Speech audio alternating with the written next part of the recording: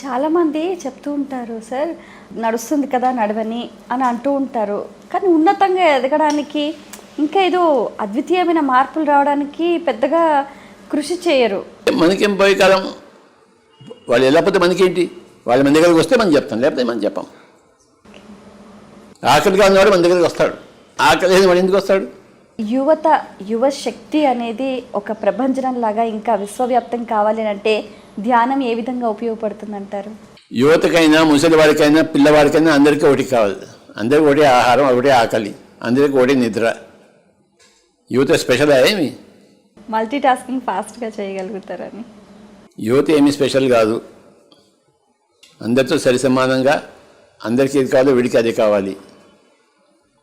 అందరికీ ధ్యానం కావాలి, వీడికి ధ్యానం కావాలి.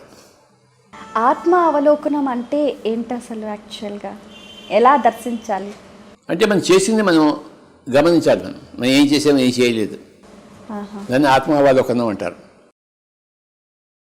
పొద్దుంచి ఏం చేశాను, పొద్దున్న లేచాను, రాత్రి వరకు ఏం చేశాను, ఒకసారి అనలైజ్ చేసుకోవడం ఆత్మావలోకనం చేసుకోవాలి.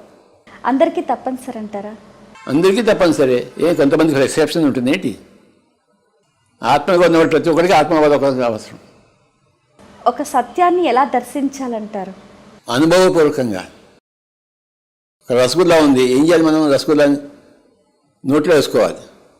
ఎంత బాగుందో అంటాం, అంటే సత్యాన్ని దర్శించాం, దాని టేస్ట్ని ఆస్వాదించాం. మీరు ఎప్పుడు చెప్తూ ఉంటారు ఇతరుల అనుభవాలు తెలుసుకోవాలి అని, శ్రద్ధగా వినాలి అని. దానివల్ల ఏ విషయాలు తెలుస్తాయి? ఏదైనా తెలుస్తుంది, విన్న విషయం అంతా తెలుస్తుంది మనకి. అంటే దాన్ని ఎలా అర్థం చేసుకోవాలి అని. నీకు ధ్యానం వస్తే కానీ వాళ్ళకి అర్థం కాదు.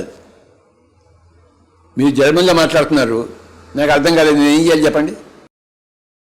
ఏం చేయాలి? జర్మన్ నేర్చుకోవాలి అంతే.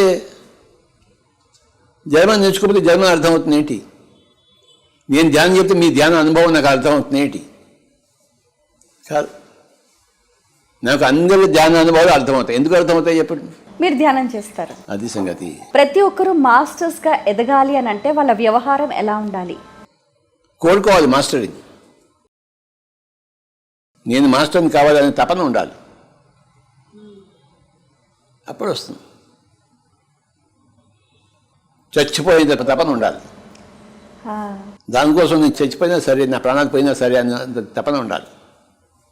మాస్టర్ అవుతారు. ఆ తపన అనేది ముఖ్యమంటారు. తపన ఉండాలి. ఈ విశ్వశక్తిని ప్రాణశక్తిగా ఎలా తీసుకోవాలి? తీసుకున్న శక్తిని మనం ఎలా నిలుపుకోవాలి? ఎప్పుడైతే మీ మనసులో ఆలోచనలు ఉండవో అప్పుడు విశ్వశక్తి వస్తుంది, ఈ శరీరం తీసుకుంటుంది. మీ మనసు అడ్డుగా ఉంది విశ్వశక్తి రావడానికి. ఒక నల్లా ఉంది, నీళ్ళు ఎందుకు రావటం లేదు? ఆఫ్ చేసింది. ఏదో అడ్డు ఉంది. ఆఫ్ అంటే ఏదో అడ్డు ఉంది. ఇది అది తిప్పామనుకోండి, అడ్డు తొలగిపోయింది, అప్పుడు నీళ్ళు వచ్చాయి. ఏదో అడ్డు పడితే కదా నీళ్ళు రాకుండా ఉంది బయట. మనం ఎప్పుడైతే దాన్ని తిప్పి, నల్లాన్ని తిప్పి అడ్డు తొలగించామో పడబడ నీళ్ళు వస్తాయి. నీళ్ళు ఉన్నాయి అక్కడ, కానీ నల్లా సరిగ్గా ఓపెన్ చేయాలి. అలాగే విశ్వశక్తి వస్తుంది, కానీ మనసు అనేది ఆపుతుంది దాన్ని. ఆ మనసును శూన్యం చేసినప్పుడు విశ్వశక్తి ఓపెన్ వచ్చేస్తుంది. సార్, మనసును నియంత్రించుకోవటం అనేది ప్రధానమైన టాస్క్. ఉన్నదంతా అదే ప్రధానంగా. అది ఒకటే ఉంది, రెండు లేవు, ఒకటే ఉంది మనస్సు. అంతే. దాన్ని శూన్యం చేసుకోవాలి. అంటే ఎలా సాధ్యం? అంటే ధ్యానంతో సాధ్యం. ఇంకా బాగా చేయాలంటే దాన్ని మన అధీనంలో ఉంచుకోవాలి, చెప్పిన మాట వినేటట్టుగా చేసుకోవాలి అని అంటే సాధన ఒకటే అంటారా? సీతారు బాగా వాయించాలి. ఎలా వాయిస్తారు చెప్పండి?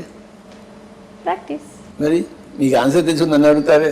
అంటే ఇంకా బాగా సింప్లిఫైడ్ వేలో ఇంకా ఎలా? సాధనతో సమకూరు పనులు ధరలోనా.